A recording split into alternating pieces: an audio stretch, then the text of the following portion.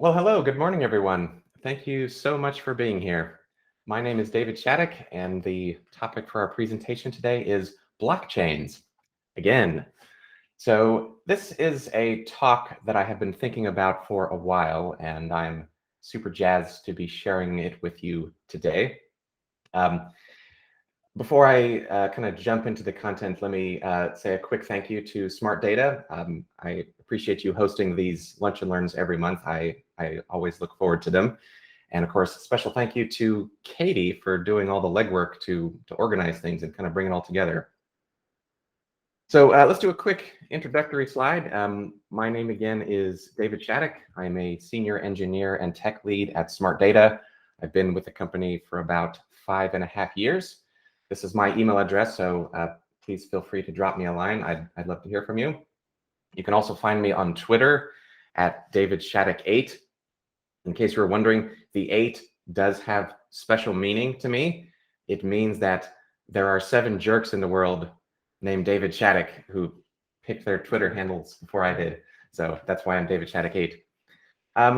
So the lady killer in the picture with me is my nephew, Jude. And to just kind of get this talk started off on the right foot, let me predict that he will, over the course of his life, probably do more transactions with cryptocurrency than with fiat money.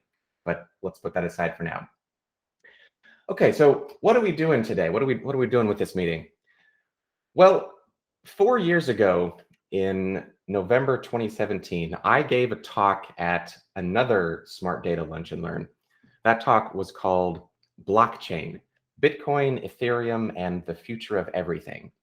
And in that talk, I gave an overview of sort of the origins of blockchains, the mechanics of how they work, and we talked a lot about interesting use cases for cryptocurrency. So yeah, we talked about nodes on the Bitcoin network and how they validate transactions in blocks. We talked about the contents of a Bitcoin transaction, like what it's composed of. I had a whole segment where I explained the mechanics of proof of work mining and why it's important.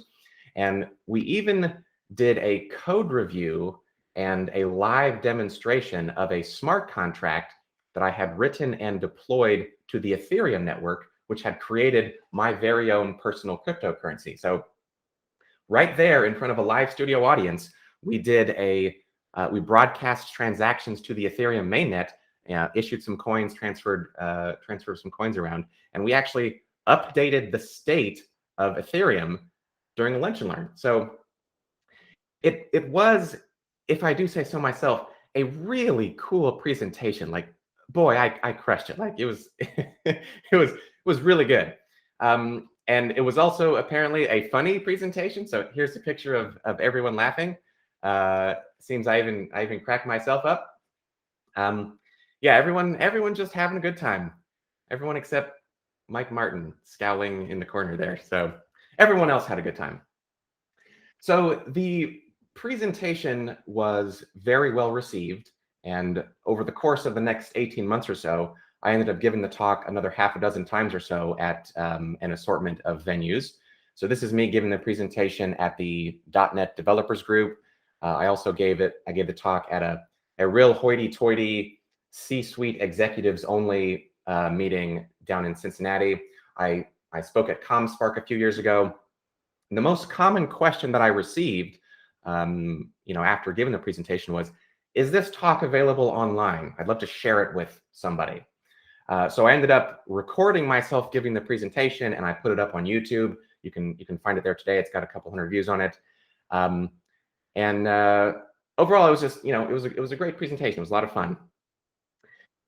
So that's cool and everything, but what are we doing today? What is this meeting about? I didn't answer that question during my little historical survey there. Well, in the concluding remarks of that presentation, I made 2 predictions about the future of blockchains. My first prediction was to say that the world has a very real need for a decentralized planet-scale state machine. So basically a world computer that is not owned by anyone, so no one can control it, no one can shut it down, but everyone is free to use it. Anyone can write code for this computer, anyone can execute code that is deployed to this computer. And so I said, given that this huge need exists, my first prediction is that Ethereum, or something very much like it, is going to be big, like not just big, huge. And so my second prediction was like the first. I said that the world has a very real need, and I would even go so far as to call it a desperate need, for a decentralized, planet-scale, peer-to-peer electronic cash system. So a network that enables any person in the world to send any amount of money to any other person in the world, anywhere else in the world, instantly and for free, and with no middleman. And couple that with a currency that nobody controls. So this is a currency that is immune to the whims of the corrupt and or incompetent politicians that happen to be making monetary policy decisions at any given time in any given country.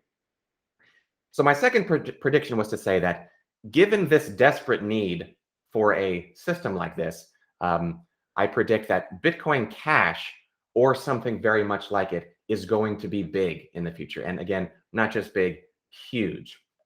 So what I'd like to do with this presentation today is revisit those two predictions. So 4 years have passed. How are things going? How are my predictions shaping up so far? So keeping that in mind, let's look at the agenda. This talk is going to be broken roughly into 2 parts. The first part will be all about the first prediction. So we'll look at Ethereum and we'll look at how it's been doing over the last 4 years. And then the second part, we'll be talking about the second prediction, Bitcoin Cash, how it's doing, what changes have happened in the last 4 years. Okay, let's go ahead and jump right into it. We'll start out by talking about Ethereum. So as a reminder, Ethereum is a blockchain-based smart contracts platform.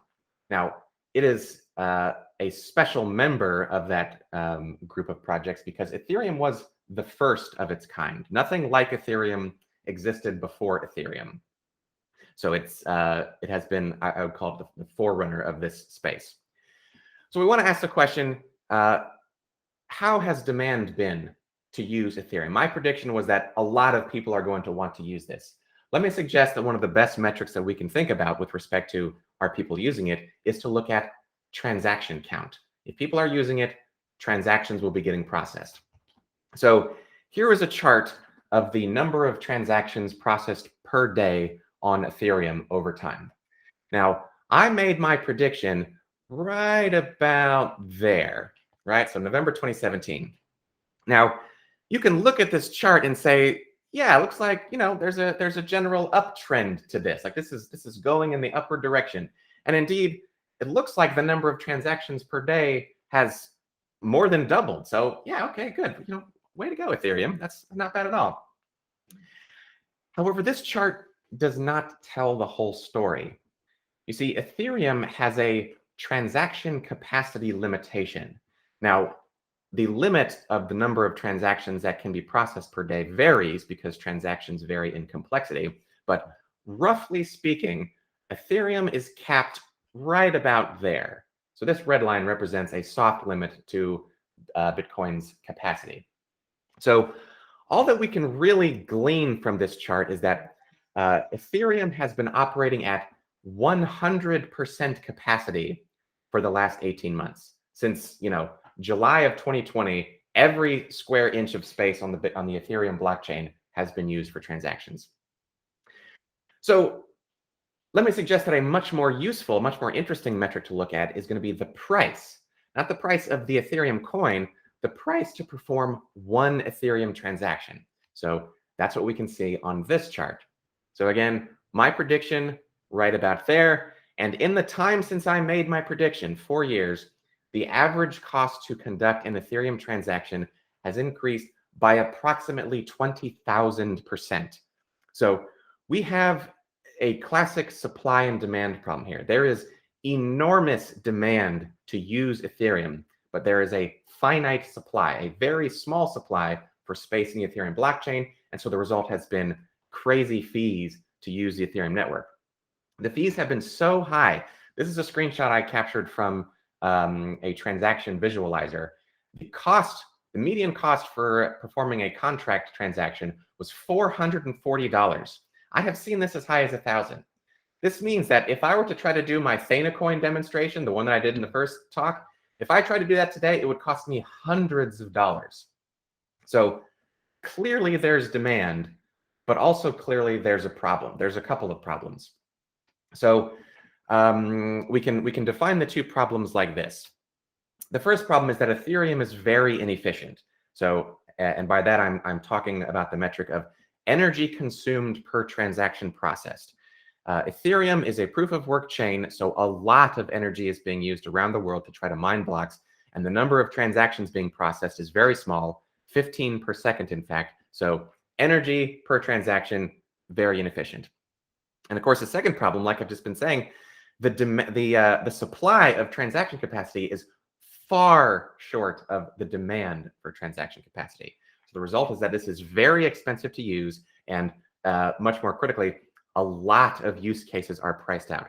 There are a lot of people who want to use Ethereum to deploy their applications to it, to spin up their businesses around it, but they simply cannot when it's $50, $100, $1,000 to perform a transaction. So Ethereum, in a very real sense, has been a victim of its own success, and it's facing two serious problems. However, there is a set of solutions on the horizon that are collectively known as Ethereum version 2.0. So Ethereum 2.0 is a set of upgrades. It's a collection of independent upgrades that together are known as Ethereum version 2.0. We're actually in flight on this right now. Like, some of the version 2.0 upgrades have already been deployed, and some of them are still ahead of us.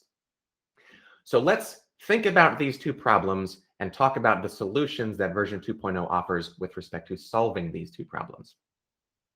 Okay, first problem, as I mentioned, the proof of work consensus mechanism that Ethereum is using is sucking a lot of energy. Like, just huge amounts of power are being directed towards mining Ethereum blocks.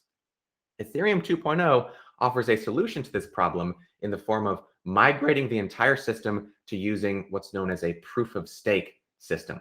Now, we'll talk about how proof of stake works in just a minute, but the important takeaway point for this slide is that proof of stake is a much more environmentally friendly consensus algorithm because it uses a teensy tiny fraction of the power that proof of work does.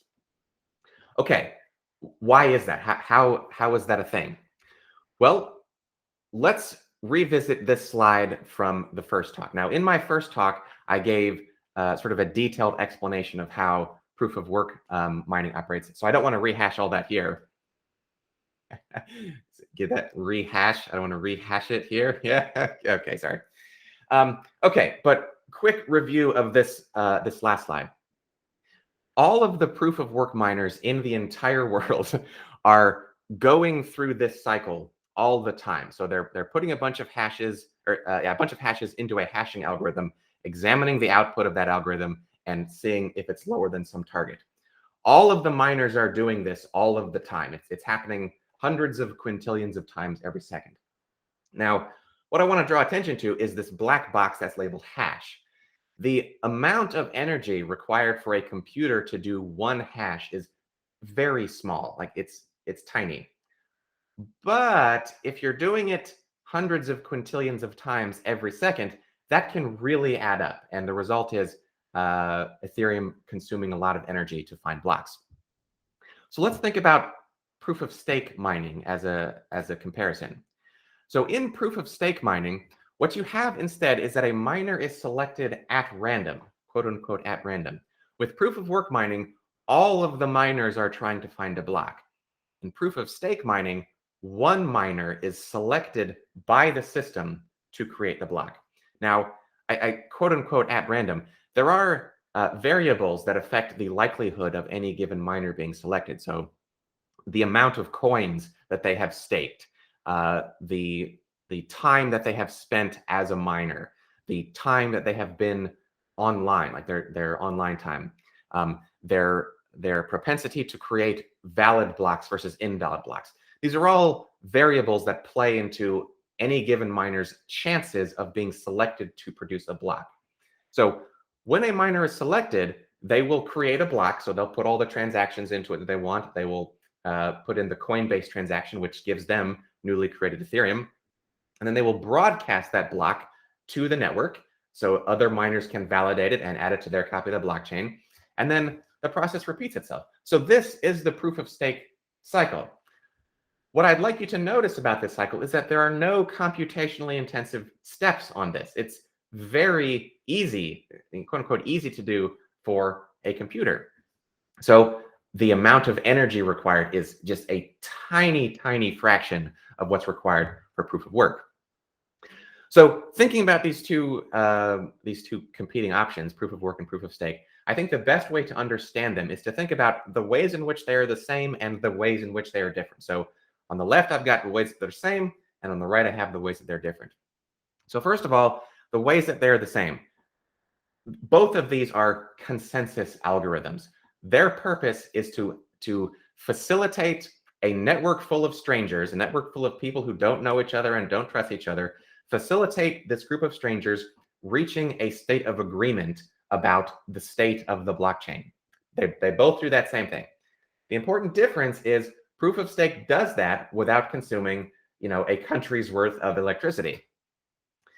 Another thing that's the same is that in both of these situations, the miners who want to work to secure the network are required to invest capital into the system. Now, with proof of work, what they're investing in is dedicated hardware like graphics cards and ASICs.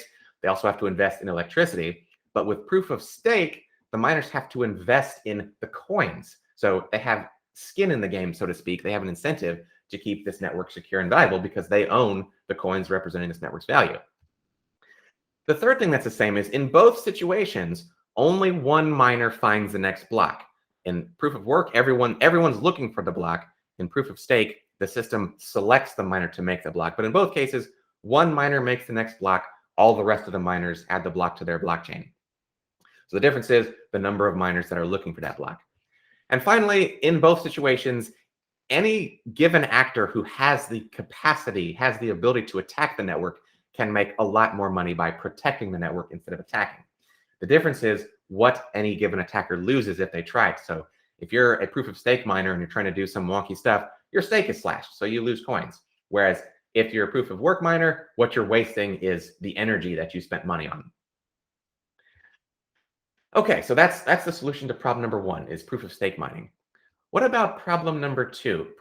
Remember, problem number two is 15 transactions per second. Ethereum can process 1.2 million transactions per second, which is nothing. It's chicken scratch. Like if you want to be the backbone of the global economy 10 years from now, you're going to need to process more than 15 transactions per second. So the solution that Ethereum 2.0 is introducing is sharding. So those of you who have been, database administrators on large scale will recognize sharding. It's just the idea of breaking a system up into smaller pieces that are working together to facilitate storage of data. So what does that look like on a blockchain? Well, let's imagine that we have a blockchain here. We'll call this blockchain A. And we'll say that blockchain A has a capacity of 15 transactions per second. And we say, we want to bump this up. We want more than 15 transactions per second. So we create another blockchain, blockchain B, and that blockchain also can process 15 transactions per second. Now, you might think, okay, great, that's 30 transactions per second. But no, what you have here is two fully independent blockchains that have nothing to do with each other. A user of one system cannot interact with an application on another one. However, if you have a third chain that is operating as a coordination layer and kind of facilitating the interaction between these two chains, what you have then is a sharded blockchain. So this graphic on the screen represents a sharded blockchain with one coordination layer and two shards. So the coordination layer handles the consensus mechanism. So proof of stake is running here, but then all the processing, all the transaction processing happens in the shards. Now this scales linearly. So 15 transactions per second per shard. If you've got two shards, you're now at 30 transactions per second. Okay, cool. But 30 is still basically equal to 0 when you're talking about global adoption. So what is the plan for Ethereum 2.0? Well, this is an image that I took from the blog of Ethereum founder Vitalik Buterin, where he's talking about this mechanism in the Ethereum space. You can see at the very top of the screen, there's the beacon chain, the coordination layer. That's what the beacon chain is, or the beacon chain is the coordination layer in version 2.0. And you can see we have two shards on the screen here that are interacting with sort of the central spine, the beacon layer.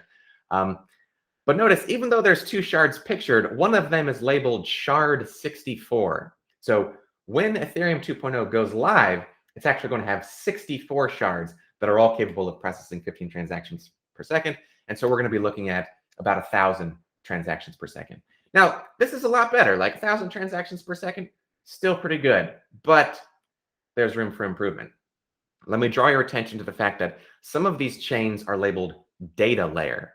Some of the chains in Ethereum version 2.0 are not going to be transaction processing shards. What they're going to be instead is data storage shards that are there simply to facilitate layer 2 networks. So a layer 2 network is an independent network that is built on top of Ethereum that settles to Ethereum. What do I mean by that? Imagine that Alice and Bob have some sort of interaction where they are transacting back and forth 10,000 times per day. Well, they don't need to write all 10,000 transactions to the Ethereum blockchain. What they can do is move those 10,000 transactions to a second layer network, and then every so often, maybe once per day, update, like send one transaction to the base layer that updates the state of their two accounts, and then reduces the amount of noise on the base layer. So these data layers are going to be dedicated specifically to facilitate these second layer chains. Now, there's a whole bunch of these out there in the world right now. Polygon is probably the biggest, most well-known one, but there's a whole bunch of them. The official estimation from the Ethereum Foundation is with the sharding plus the second layers, Ethereum is going to be looking at about 100,000 transactions per second. So now we're cooking. When this goes live, serious business, fees will plummet to almost nothing. It'll be opened up and anyone can deploy whatever they want to the network. I'm super jazzed about it. Okay, so we've got these two serious problems. We've got these two proposed solutions. What's the plan for getting these up and running? Well, let's look at the timeline. So 2015 is when Ethereum started. And up until 2020, this is what the system looked like. You had one blockchain, Ethereum 1.0, a proof of work chain. This is what the world looked like when I gave my presentation in 2017. In December of 2020, the first major milestone of Ethereum 2.0 went live, and that was the launch of the beacon chain. So the beacon chain, remember, is this coordination layer that's running at the core of the entire system. This is also the mechanism that is facilitating the proof of stake system. So proof of stake is live right now on the beacon chain. It is actually running. However, one thing you might notice about this graphic that I've got on the screen now is that these two chains are totally independent.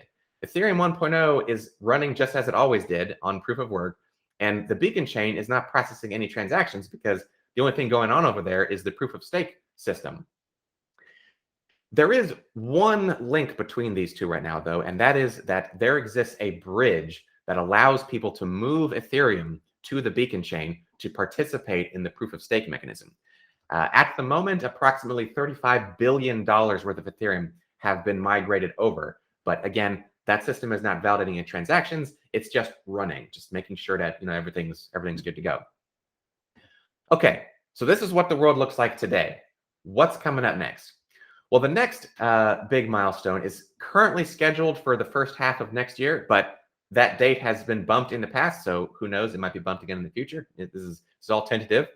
But the next big milestone is called the merge. The merge milestone represents the Ethereum 1.0 linking up and becoming officially part of the beacon chain. Now, when this happens, the proof of work era in Ethereum will officially be over because the consensus mechanism on this system will be purely and only proof of stake. When that happens, that chain will stop being Ethereum 1.0 and it will become basically Shard 1. Now, when this happens, problem number one on Ethereum will be solved. It will not be burning huge amounts of energy anymore. It'll just be, using proof of stake. So milestone number 3, which is currently scheduled for the end of next year, is going to be the launch of the other 63 chains. So, and that will bring with it the facilitation of heavy-duty second layer activity. And when that happens, we'll be at 100,000 transactions per second. So problem number 2 will be solved. Okay, so quick comment about the second part of my prediction here. Ethereum has some problems. It's got some cool solutions lined up, but my prediction was that Ethereum or something like it would be big. I want to point out that Ethereum, although it is the undisputed king of this space, does have competition. So on this screen, I've got Binance, Avalanche, Algorand, Phantom, Solana, Cardano, Polkadot, Cosmos, and Tezos. This is the rest of what I would call the top 10 of the smart contract platforms. Now, let me emphasize, Ethereum is the first, and Ethereum is still the king. You can look, for example, at DeFi contracts and see that the amount of capital locked in DeFi contracts on Ethereum is more than all of the other chains combined. So again, Ethereum is number 1. It's way out in front.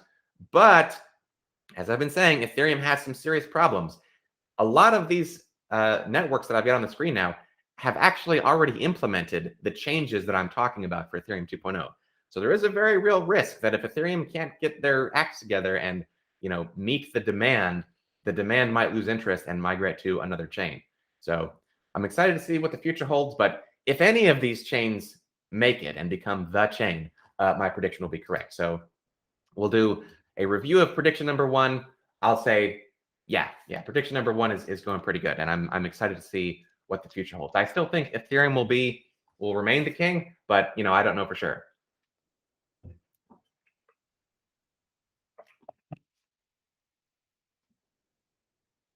Okay, so let's move into part 2 of this presentation.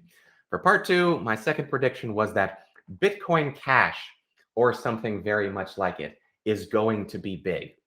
So what I'd like to do in this section is I want to introduce you to, or do a review of 3 really cool pieces of infrastructure that have been developed in the last 4 years on this, on this journey, progress towards global adoption. Now, the third of these 3 things that I want to demonstrate is going to require some audience participation. Now I understand, believe me, I get it. I have been in an audience before. I know that every audience in the world hates audience participation. I understand.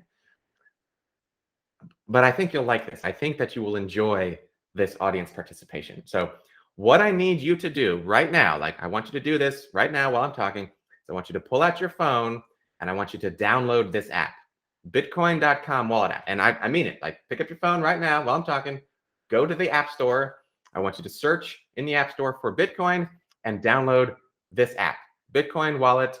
It's got the black and green logo. It's got 5 million downloads, 4.5 stars. Go download this. Now, we'll come back to it, so you have a few minutes, but it should be very easy. There's no account creation that's required. You don't have to do anything special. There's no forms to fill out. Just download the app and open it. I understand, Tim. I appreciate that. Okay, so download it. We'll come back to this. Okay, what I'd like to do now is revisit something that I talked about in my first presentation. You may remember in my first presentation, I had a whole segment where I was talking about real-world use cases for cryptocurrency, and the ways that crypto is better than fiat in every meaningful way in almost every scenario. But the scenario that I spent a good amount of time talking about was a trip to the grocery store. My focus for that section was to compare credit card transactions with cryptocurrency transactions and why crypto is just way more awesome. But what I want to focus on for this presentation is this slide. So on this slide, I described a hypothetical setup that will allow the grocery store, or really any point of sale system, to very quickly and easily accept a cryptocurrency transaction to cover the cost of some purchase. So real quick, let me describe the scenario that I had set up here. So I said that I'm purchasing my Hot Pockets at the grocery store. It's time to check out. I touch my mobile device to a terminal, like a device on the terminal, and it would use some sort of near-field communication to give my phone 3 things. So the 3 things would be the crypto address of the store, the total cost of the goods I'm purchasing, and the name of the store. Then I said number 3, the user would look at that information on their phone and they'd click yes to confirm, I do want to make the purchase. I said then that number 4, the device would create a valid transaction and broadcast that to the network. I said then number 5, that the node that the grocery store is running to keep an eye on the network would see that transaction and send a confirmation to the point of sale terminal that the transaction has been seen and it's valid and good to go. And then, you're off and running. So I emphasized how easy this would be for the users from the user's perspective. Like, you just tap it and then click yes, and you're done. So keep this slide in mind, right, as I go into this next part, right? Okay, so I originally was thinking that this would be an in-person presentation. And so I was actually planning to show you a 30-second video. Now, things being what they are, I don't think streaming a video through here would make good sense. But it's such a good video. What I'm going to do is I'm going to storyboard it for you. So we're going to watch this video with selected one frame at a time, and I'm going to narrate it for you so you can follow along. Right? Okay. So our story opens. This is very classic. Oh, yeah, no, this is good stuff. So we're in a convenience store, and we've got our guy here in the front with his Bitcoin wizard shirt, and he is rambling on to the cashier about global money printing conspiracy theories and cartels and whatnot, and going on about picking the proper number of satoshis per byte of the transaction or whatever.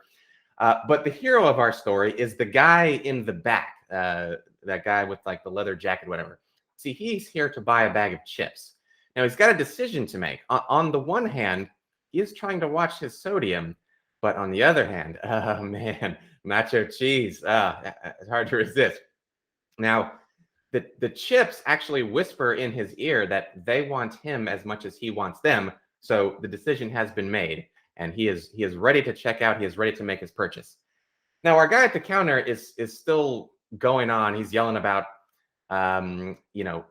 to the moon and diamond hands and all the other nonsense that you hear in the crypto Twitterverse these days.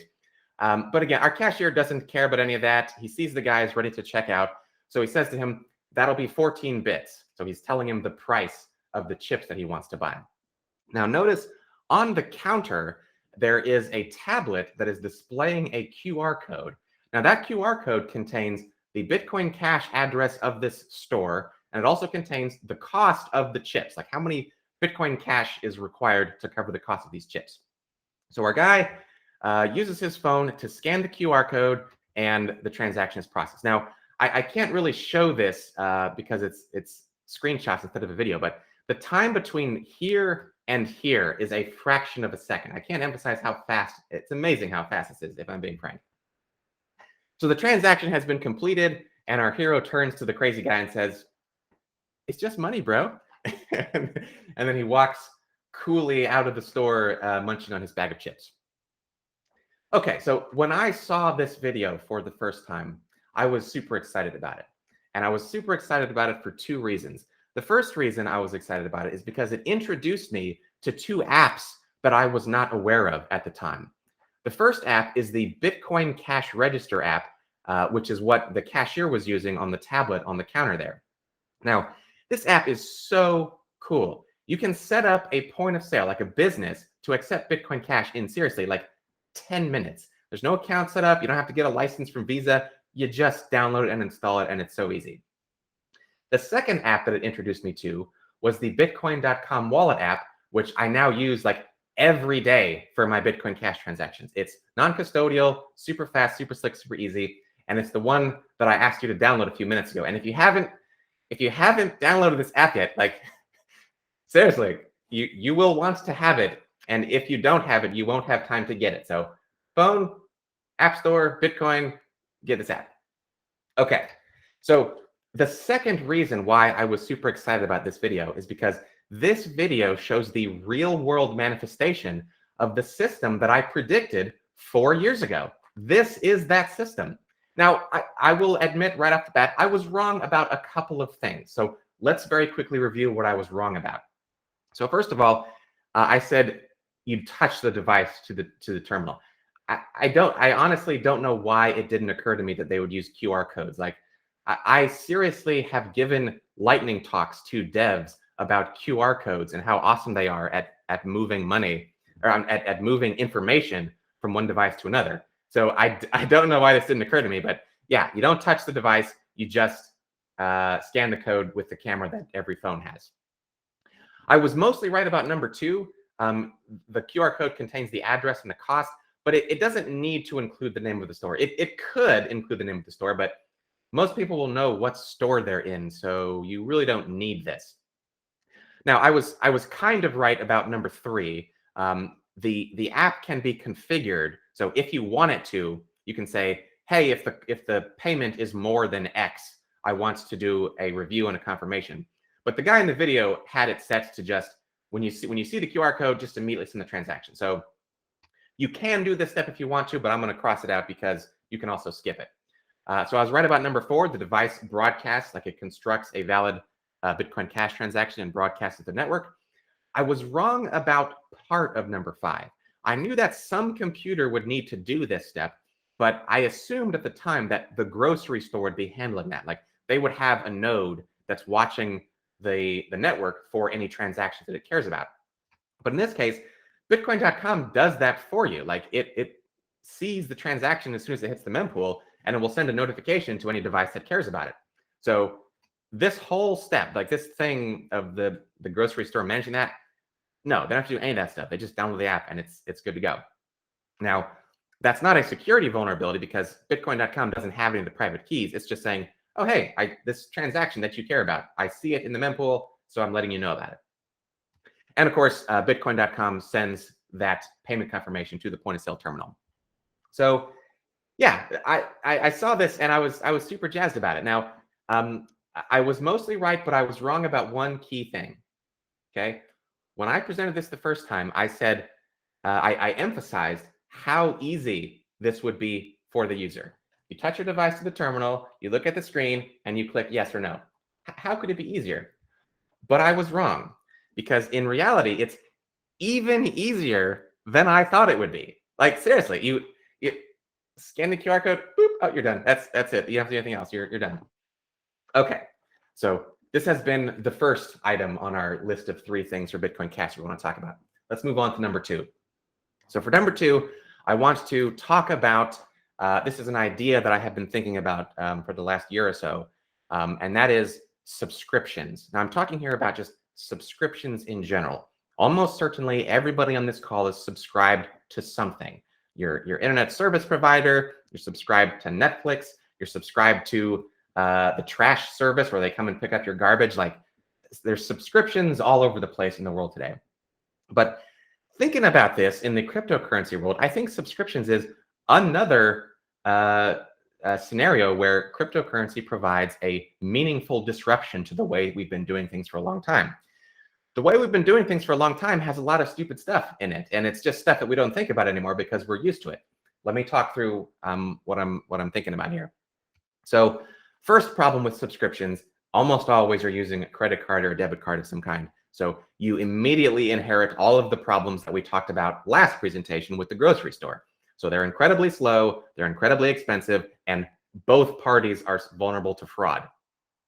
So that's lame. Right off the bat, it's stupid. But this subscriptions model is even worse than the grocery store example, because at least with the grocery store, you can pretend that they don't keep your credit card information after the fact, and they just get rid of it. With subscriptions, they have to keep your sensitive payment information because they need to do the charge once every month. So what you're left with is very large, in some cases, millions of records of databases filled with payment information, that's bad. These are prime targets for hacking attacks, and we have seen breaches on many cases in the past. So that's lame. You also, in a lot of these subscriptions, will have an associated contract. So there's a duration. I'm thinking here specifically about like your cell phone bill.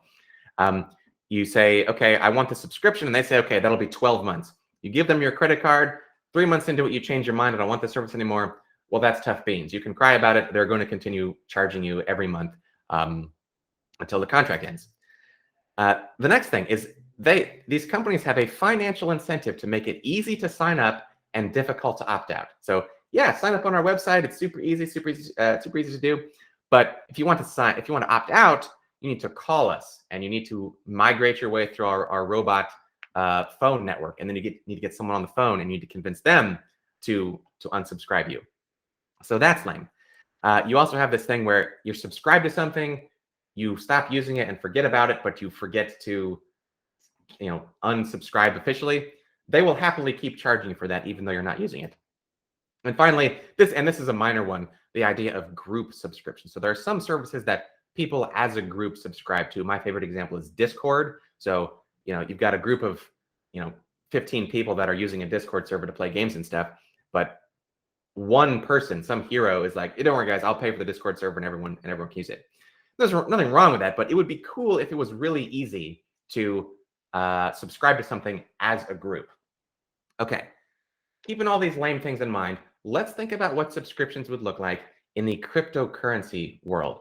So I'm going to describe a model for how a business could support subscriptions using crypto. Okay, step one, you subscribe to a service. You say, hey, company A, I want to subscribe to your super cool service. So step two is that company A will give you three things. The first thing that they will give you is a unique cryptocurrency address. The second thing that they will give you is your current expiration date. So maybe the first 30 days are free, and so they will give you an expiration date that's 30 days from today. And the third thing that will give you is the rate. How much does it cost to keep this subscription active? So for example, maybe it's 30 bits per month. Okay, so those are the three things they give you. Now, if you like this service and you want to stay subscribed to it, all you have to do is send as much money as you want to this unique crypto address that they've given you to keep the subscription active. Because what will happen is when their system sees that money has been sent to your unique address, they will push out the expiration date by an amount equal to whatever you sent. So again, for example, 30 bits per month, if you send 90 bits to your address, they will extend the subscription by 3 months. And of course, they could play around with the business logic. Maybe they want to incentivize people to send a whole bunch a month at a time. So they say something like, hey, if you send more than 180 bits, then your subscription rate will be 25 bits per month. So stuff like that. And then very simply, the service becomes inactive whenever the expiration date is in the past. So as long as you're using the service, you send the money to it, and it'll push your expiration date out. Okay, so let's compare that idea with the way subscriptions work today. First of all, credit cards, slow fees and fraud. With cryptocurrency, it's instant, free, and safe. So that's a step in the right direction. In the old days, you have a database of payment info, and you don't have that with cryptocurrency. No personal information ends up in the hands of the company that you're doing business with. It's difficult to opt out of the old system. If you want to opt out of the new system, do literally nothing. Like, that is how to unsubscribe, is to do nothing. With this cryptocurrency model, you choose the duration rather than having a locked-in duration, which is much better. You don't pay if you forget, and group subscriptions are very easy to do. And I actually want to show you an example of a group subscription. So I really have been thinking about this idea of using cryptocurrency for subscriptions. I have been thinking about it so deeply, in fact, that I actually built this. The system that I'm talking, I have made this in code. And I have put it in one of my pet projects, which is called A Fifth of Gaming. So very quick introduction. A Fifth of Gaming is a web application that I created to help my friends and I organize game nights. So we all like playing video games together. Unfortunately for me, all my friends are much better at talking to girls than me. So they all have, wives and kids. Like, they have lives that they're living. And, children and wives, as I understand it, introduce a certain degree of complexity into your life and into your schedule. So the problem that we were facing was it became very difficult to find time to get together and play a game unless somebody meaning me, went to the effort of coordinating with everyone individually, comparing schedules, and like, okay, here's the time block, and figuring out what game to play. So I created A Fifth of Gaming to automate that process and make it easy. And I'm going to swap over to it real quick here. So This is the app. This is the detail page for the group that I'm in, Guild 1. This is our guild. So these 5 games at the top are the top 5 all-time games that we have played. And let me make a quick note here. We have been using this app for several years and have scheduled hundreds of game nights. So it's got a bit of a history behind it. So Gunfire Reborn is what we're playing right now. We actually had a session last night with that 6 people came to, and coming up next is Valheim. So what this system is doing basically is it schedules the sessions. It sends email reminders to people who are part of the guild and might want to participate. It handles attendance tracking, so you can keep track of who is there, and it also handles the game selection using a fully automated process of game nomination and voting. Now, what I want to emphasize for obviously the context of this presentation is this tab, the Fund tab. So I have set up a Fifth of Gaming so that whenever anyone creates a new guild, and by the way, this is open, so like anyone can come in here and create their own guild for their own group of friends. But whenever somebody does that, a Fifth of Gaming, the web app, will create a new Bitcoin Cash private key for that guild. And that key is stored encrypted in the database. And it will also generate a Bitcoin Cash public address for that guild.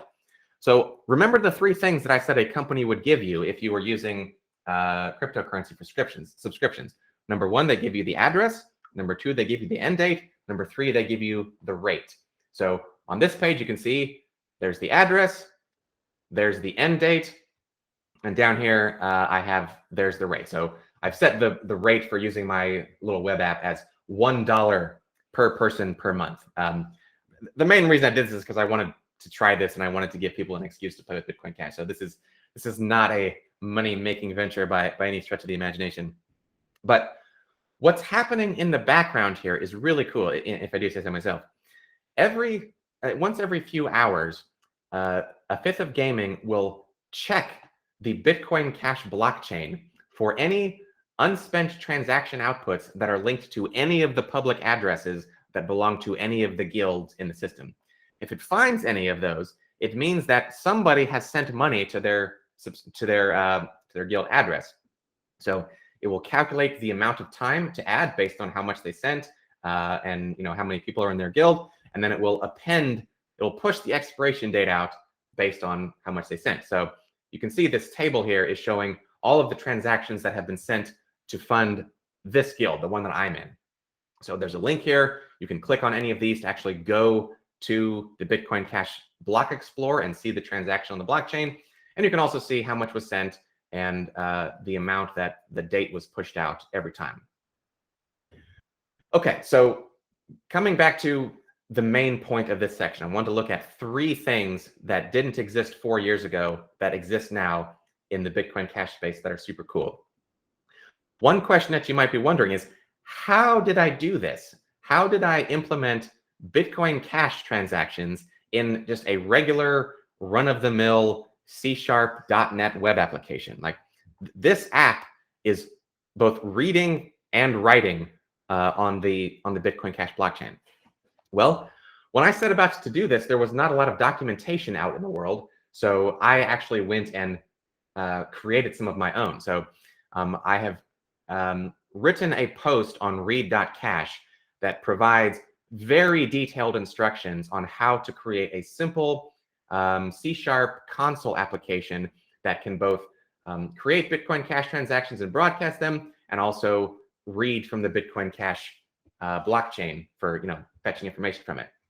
Now, what I want to point out here specifically is actually I've passed it already.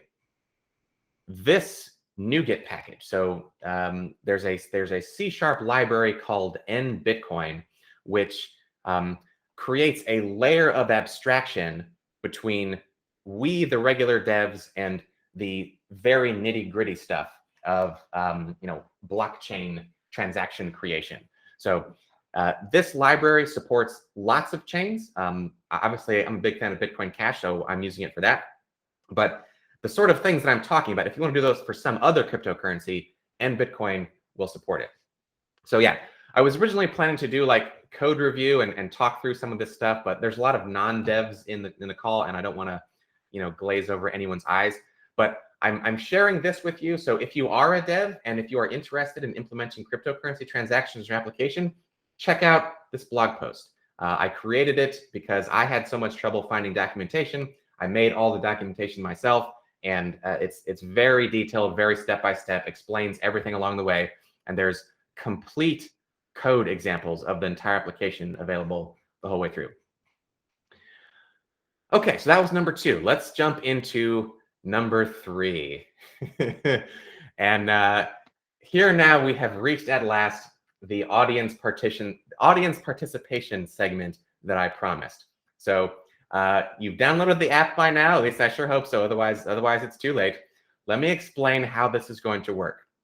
So on the next slide, you're going to see a whole bunch of QR codes that look kind of like this, right? So this is an example one. Now, what I'd like you to do, and the one that's on the screen right now is a test one, so go ahead and try this as I'm explaining it. I'd like you to open the app and find the button in the top right corner that looks like that. So it's got a little QR code with little brackets around it. So go ahead and push that button. The phone should ask for your permission to use the camera. Go ahead and grant that. And then scan this QR code that I have on the screen right now.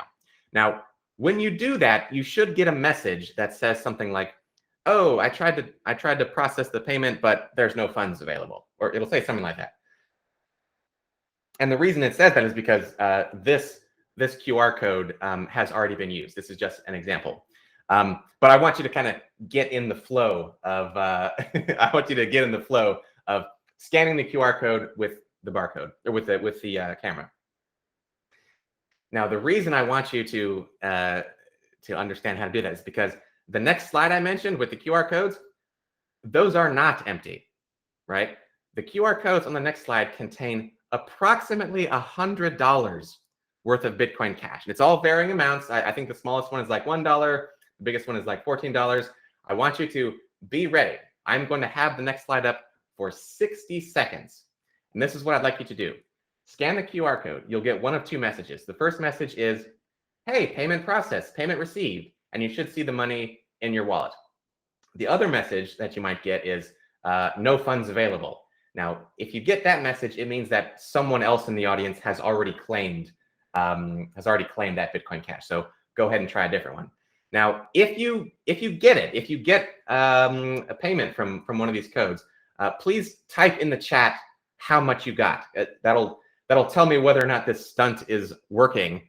And I'd also like to keep an eye on the amounts that's coming through. There's a couple that are bigger than the other ones, and I want to make sure those get claimed before I move on. Okay, so is everyone ready? Here we go. It's 60 seconds. 60 seconds on the clock. Here we go. 3, 2, 1, go. Okay. Have at it. Yeah, so I should probably say, like, I have never done this before, and I have never seen anyone else do this before. So I think it'll work. I hope it works. Okay, I see some numbers coming in, so let's go. Let's go.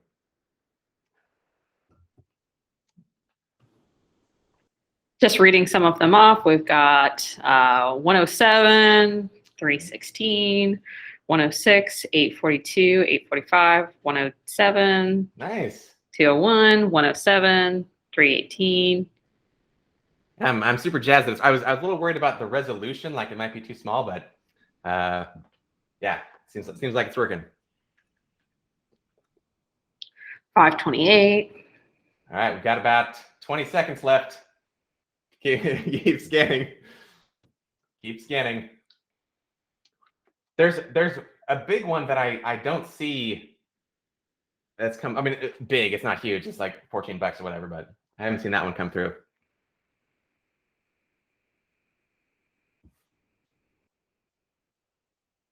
Okay, and I'm gonna say that's time. Okay, so that was cool, right? Like, wasn't that pretty awesome? So the question is, how did I do that? How could I possibly How could I possibly have sent money through a PowerPoint slide? Like, you guys provided no information. You didn't give me your name. You didn't give me your email address. You didn't give me your phone number, social security number, bank account information. You didn't even give me your Bitcoin Cash address. How did I send you money?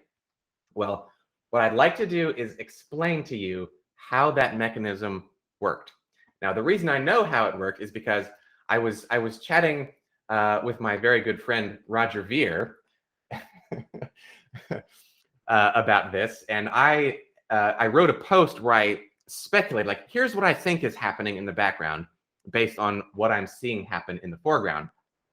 And Roger Ver hopped in and said, yep, you're right on the money. One minor correction, but otherwise, I was spot on with my kind of speculation about how it works.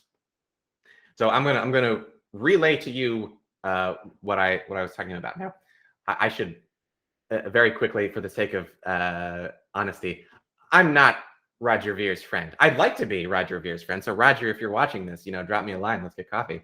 But Roger Ver is one of the legends of Bitcoin history, and I was super excited to talk to him on Reddit for even just a couple minutes. Anyway, let's talk about the mechanism that I just used. So this slide, I think, is probably going to get a little bit chaotic because I'd actually like to do two things on this slide at the same time. So the first thing, as I said, is I'm going to explain how the thing that we just did, how that works. But the second thing I'd like to do is everyone who just received money from me, I'd like you to send some of it back. Not a lot. I want you to send 5 cents back to me, okay? So this is what I'm going to do. I am going to pull up my phone here, and I'm going to put my Bitcoin Cash address on the screen, along with some instructions. Now, they're very simple instructions. You could probably figure this out without using them, but I put them there just in case. So what I'd like you to do is when my Bitcoin Cash appears on the screen, I would like you to send me 5 cents. And I'm going to, while I'm talking, I'm going to hold my phone up like this. So I'm doing this for 2 reasons. Number one, I want you to see how easy this is, okay? These are real, actual cryptocurrency transactions. You are constructing valid Bitcoin Cash transaction and sending them to the real, actual Bitcoin Cash network. The second thing I want you to see is how fast this is. The reason I'm holding my phone up like this is because I want you to watch. When you click slide, watch for the pop-up to happen on my screen, and you can see how fast it is. Okay, ready? Here we go. There's my Bitcoin Cash address. There's the instructions. Now I'm going to jump into the explanation of how the thing that we just used worked. Okay, so to send Bitcoin Cash through a PowerPoint slide. Oh, yeah, got one. Oh, geez, my phone's blown up. Oh, man. Yeah, okay. I thought that would take a minute for it to come, but oh, man. Look at that. It's like I'm a performer on stage and people are throwing nickels at me. Okay, so while that keeps chiming, let me explain the PowerPoint trick. Okay, so there's several components here. First component is the app on my phone. So when I installed this Bitcoin.com wallet app, the app automatically created for me a new Bitcoin Cash private key. So that basically is my wallet. Now, the other pieces of the puzzle here are Bitcoin.com and their servers, a third-party data storage system. So this is just one of those places that you send data, they encrypt it and store it for you. Fourth component, of course, is the Bitcoin Cash network and the blockchain. And the final component is your app. So you downloaded the app, and as soon as you opened it, it created a Bitcoin Cash private key for you. And so now you have your very own wallet. Okay, here's how this goes. Step 1, when I do a shareable link, is my app will create a new Bitcoin Cash wallet. So it creates a new private key and a new temporary wallet. The second thing that happens is it will broadcast a transaction to the Bitcoin Cash network. Now, this little icon here that I've got of the orange square pointing at the blue square, that represents a transaction that's moving the money from the orange wallet to the blue wallet. So that's how to understand when you see this symbol. Okay, So a transaction broadcasts the Bitcoin Cash network that moves the coins from my wallet to the temporary wallet.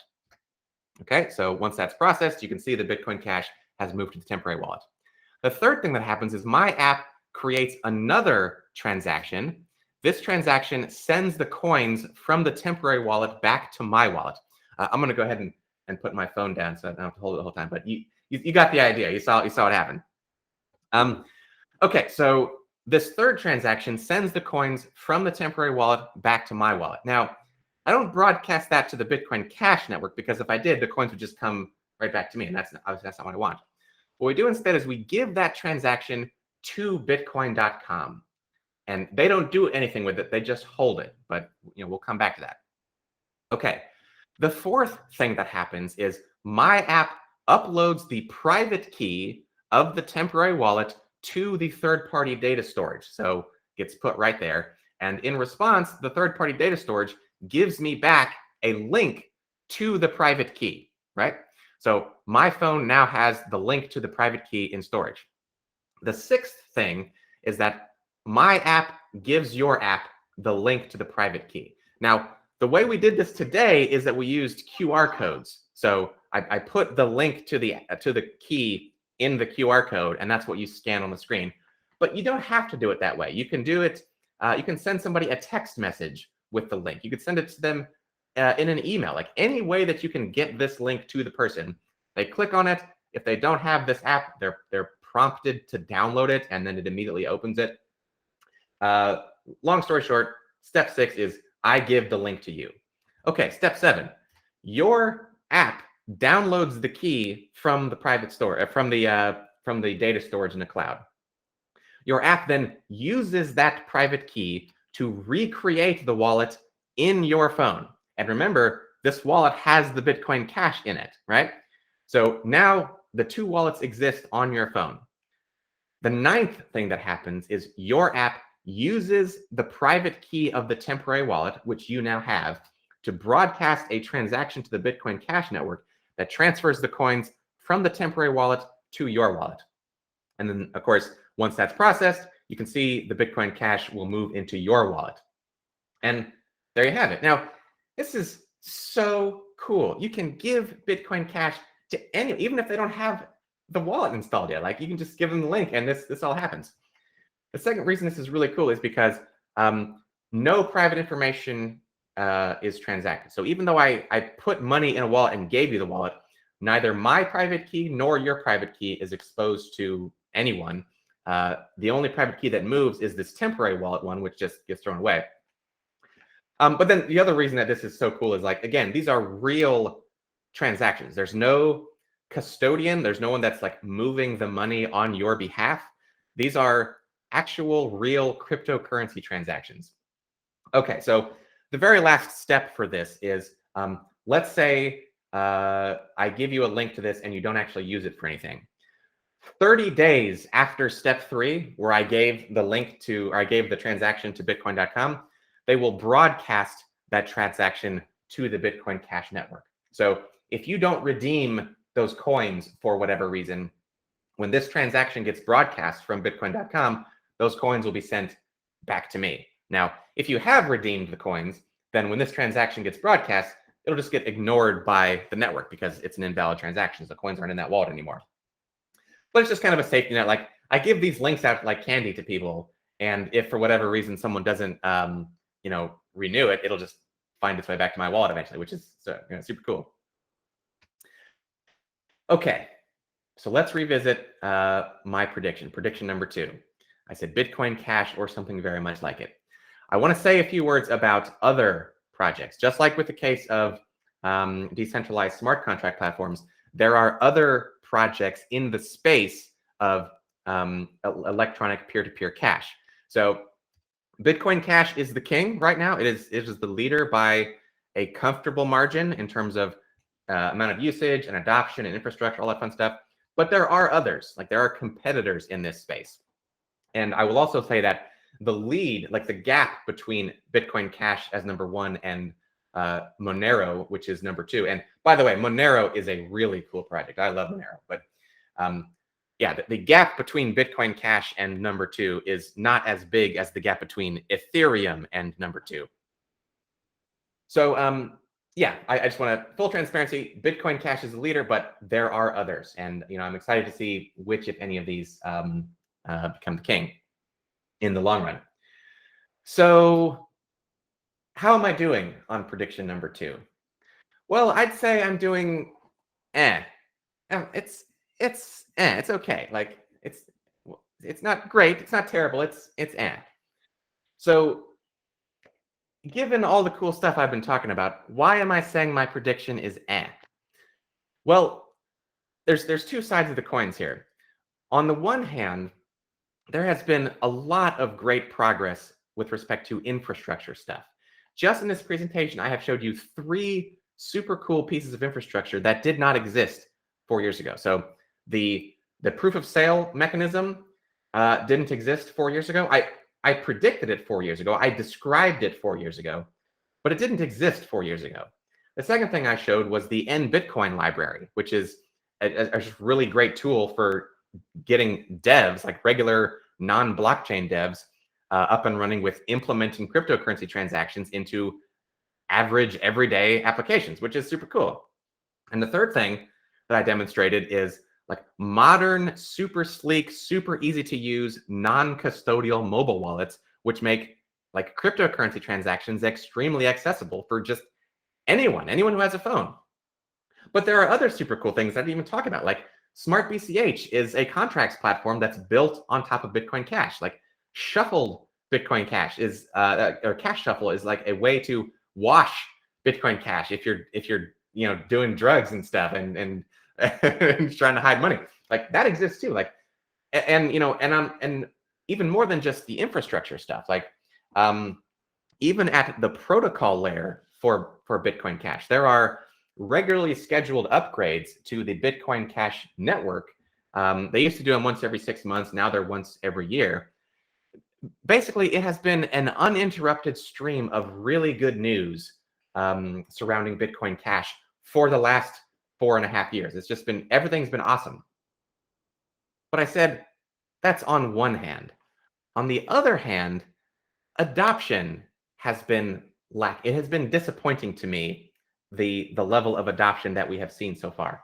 When I first got into cryptocurrency, I said, it's amazing. Like it's so much better than everything else by a long shot. The whole world will be using this in 5, maybe 10 years. And it hasn't happened. Like I exist in a state of sort of perpetual puzzlement where I'm like looking at the world and I'm saying like, hey, there's a long list of serious problems that we could solve right now if we switched to cryptocurrency. So what's the holdup? Like, what are we doing? Why are we not doing this? And I understand like change is scary. Like change is, even change for the better, people are often uncomfortable with it. And I don't want to create the impression that Bitcoin Cash is just some slob coin that no one's using for anything. Like Bitcoin Cash processes like $5 billion worth of transactions every day. It is a top 5 coin in terms of the amount of value settled on chain. But my question is, why isn't it $5 trillion? Why is it only like a paltry 5 billion when it solves so many problems? Why aren't people using it? Now, part of the problem, and this is true, part of the problem is the entire narrative surrounding cryptocurrency has been so thoroughly perverted from what it used to be. In my day, in the good old days, the glory days, everyone in the space was like, we're going to change the world. This is a revolution. We are going to fix so many problems that exist that are caused by fiat money and all the legacy systems that are involved in moving it around. And today, like most of the people in the cryptocurrency space, it's just a giant gambling game where you try to predict which pointless, utility-less, animal-themed nothing coin is going to be mentioned next by Elon Musk or whatever Twitter crypto influencer we're talking about. And I think that's really unfortunate. I'm trying to do my part to say to the world, like, hey, this is really awesome. It's really useful, and try it out. Look how cool it is. But yeah, it's unfortunate. I think eventually reality will catch up with this, and projects that don't do anything will just be replaced by projects that are awesome, and Bitcoin Cash is awesome. Okay, so prediction number 2, good and bad. I'm happy to keep doing my part to move the revolution forward. I love showing people Bitcoin Cash. I made a shirt. I was thinking about wearing it, but I didn't. I made a shirt that says, "I'm giving away Bitcoin Cash. Ask me." And strangers come up and I'll just, here, install its wallet. Here's $5. Here's $5 of Bitcoin Cash. Okay, so let me leave you with some links, some stuff that I talked about. Ethereum has a page dedicated to version 2.0. It's really cool. Check it out. The It's Just Money Bro video is awesome. I showed you screenshots of it, but go watch it. It's only 30 seconds, and it's fantastic. thefifthofgaming.com, you can find my web app there, and the tutorial that I wrote for writing C# code for broadcasting Bitcoin Cash transactions. You can find that on read.cash using this link. And with that, I have reached the conclusion of my scheduled remarks. So I guess I'll pass it over to Katie to facilitate the Q&A session. For sure. And I will be getting the presentation from David. So I'll be getting that links page, and it'll be going on the Smartdata website on the blog. So if you went to the Smartdata website to register, it'll be that same page. But that'll be out on our LinkedIn as well. So if you're looking to get that, and when the recording goes up, it'll all be on that same page. Just scrolling through, I know we had a couple of questions, comments during, one from Tim. The Bitcoin.com application, is that wallet held by me or by them in my name? No, yeah, that is a fantastic question. So in the cryptocurrency world, there is a distinction between custodial and non-custodial solutions. So a custodial solution means the service that you're using, and I'll use Coinbase as an example. I love Coinbase. It's a fantastic service, but that is a custodial service. With the custodial service, they hold the coins. They hold the coins on your behalf, and you can ask them, like, hey, will you please send coins on my behalf to this address? And most of the time, that works fine. But I very much prefer, when we're talking about wallets, non-custodial solutions. So with the Bitcoin.com wallet, that is non-custodial. The private key for that wallet exists on your phone and nowhere else in the world. So the only person who is capable of moving the coins in your wallet is you. And that's really, in the purest sense of cryptocurrency, that's the way it should be. Follow-up question from Mason is, can you back up this wallet, for example, if you lose your phone? Yeah, absolutely. So if you go into settings, there's backup options, and what that will look like is they will give you a 12-word seed phrase. So write those 12 words down and keep it somewhere safe. If you ever lose your phone, or you get a new phone, whatever, just type those 12 seed words in, and it'll recreate the wallet from scratch with the coins still inside. Yeah, there was a couple. I think looking in there, seeing there was a couple of options for how to get it in there. Just for a note for the audience who maybe wasn't gleaning chat, I think our winner today was Bob with the $8.45 as the highest claimed.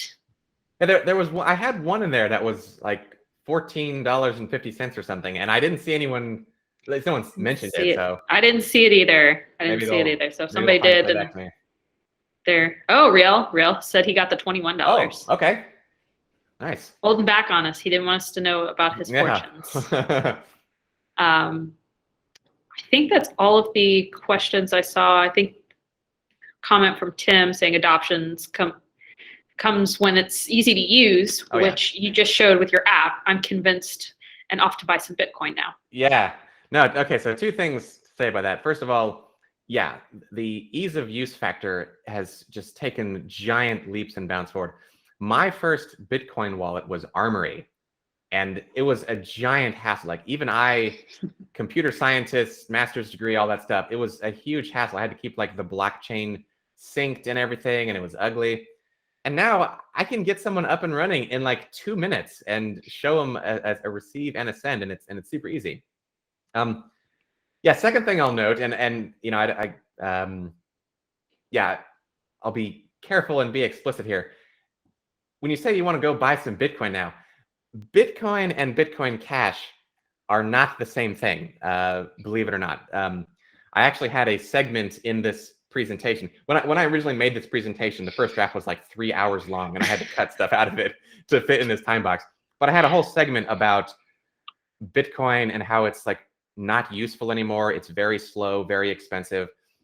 There was a split in 2017 where Bitcoin and Bitcoin Cash, they have the same history. They have the same genesis block, but 2017 they split off, and Bitcoin is now, in my very well-educated opinion, garbage. It is totally worthless. It's slow and expensive, and it's nothing's being built on it. It's just garbage. And then Bitcoin Cash went off to be the original vision of Satoshi Nakamoto as described in the white paper.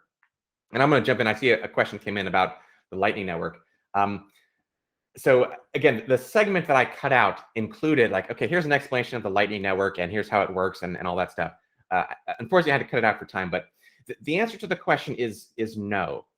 The Lightning Network is very complicated. It is wildly overcomplicated in terms of what it's trying to do. Gavin Andresen actually once tweeted that the Lightning Network is more complicated than Bitcoin by at least an order of magnitude. There's also a lot of reasons why Lightning Network transactions can fail. So like if there's no chain of properly stated channels between you and your destination, it will fail. If your destination is offline, it will fail. If there's no path at all between you and your destination, it'll fail. Also, like, sorry, okay. I could go on for a long time about the Lightning Network, but let me just say the answer to the question is no, it doesn't really work. And actually, this is what I'll do. You can look at the bottom line. The proof is in the pudding, so to speak, with respect to the Lightning Network. So there is a very real demand to move Bitcoin. And we know there's a demand to move Bitcoin because the transaction fees are very expensive. They are routinely 4 or even 5 orders of magnitude higher than transactions for Bitcoin Cash. The Lightning Network ostensibly offers a solution to that problem. It offers a way to move Bitcoin in a not expensive way. Now, if it was good at doing what it claims to be able to do, people would be using it. But the Lightning Network has been live for years now, and the amount of coins that have been moved to the Lightning Network to facilitate these transactions is 0.007% of the Bitcoin. So like, nobody is using this thing. And again, I could go on about the complexities and the problems and not viable even on paper and all this stuff, but I don't want to get off too far on a tangent. Well, let's talk more afterwards if you're interested. All right. I see Ben posted about Taproot. So the Taproot upgrade, which just went live in Bitcoin this last week, a lot of people in the crypto space were all jazzed about it because like the misconception is that Taproot gives Bitcoin the ability to process more complex transactions. Like it effectively makes it a smart contracts platform. But I can say unequivocally that that's not the case. I will also say that Taproot is like they're way behind. Like lots of people have implemented this already, but I haven't bothered understanding the details of it for the Bitcoin chain. Like I barely pay attention to Bitcoin anymore because nothing's happening over there. Sorry, I don't have a better answer for you. All right. I think that was the bulk of the questions. Does anybody else have any other questions? Looks like we have some calls for maybe round 2, round 3, round 4 of talking more and more about. Yeah, hey, Bitcoin. I mean, November 2025. Let's do blockchain 3. So there was a question about maybe recommendation for keeping the momentum going. What is maybe your top recommendation? So for me and my part, I'm always looking for opportunities to show this to people. So that takes several forms. Number one, every time I'm tipping somebody, I will offer a Bitcoin Cash. I had guys delivering a table for my dining room a few weeks ago, and I said to them like, "Hey, you guys take tips? We take cryptocurrency?" And it turns out, like, well, I knew this already. I was just joking with him. It's the same moving group that was here a few months ago when I had tipped them with Bitcoin Cash then. So I have tipped my hair cutter lady. I've tipped the massage therapist lady. I've tipped the moving guys. I've tipped the pizza delivery guy. Like, people are excited to experience cryptocurrency. So I show them the app. I send them the money. I have them send me 5 cents back, and it's really easy. And the other thing is, like, you know, you'd be surprised how often in life somebody needs to give you money for something. Like, oh, hey, we're splitting a pizza. I owe you $10 or whatever. I have a standing policy now where if someone owes me money for something, I will accept money that's made out of paper and backed by the full faith and credit of the U.S. government, which means it's backed by nothing. I will accept that money, but the price, the cost to pay me in that is that you have to listen to me explain Bitcoin Cash, and you have to let me give you $5 of Bitcoin Cash before you pay me with your Monopoly money. So, and it's just sort of a general, like, I'm always looking for opportunities to use it. Every time I use it, I go buy more than what I use. So I gave away $100 in this presentation, and right after I did that, I went and bought $200 worth of Bitcoin Cash, just kind of refill my wallet and ready to go. But yeah, I think it's going to be a sort of a grassroots thing when it takes place. The United States is, in all seriousness, very fortunate in terms of its stability. There are places in the world where sound money, as problematic as the US dollar is, there are places in the world where sound money is a very real, very manifest problem. And my suspicion is that, the more people understand that this technology exists, the more people will just say, like, why are we using this government issued paper? Like, let's use sound money that no one controls, and it's really easy and it's free to use. And yeah.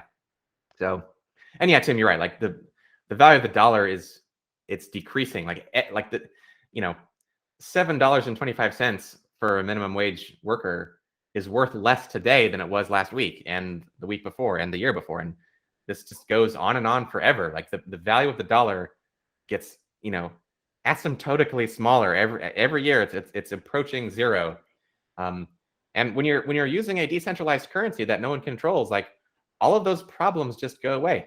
I've reached the point where I don't care if the dollar becomes worth less and less, because I have real money that I can use for stuff.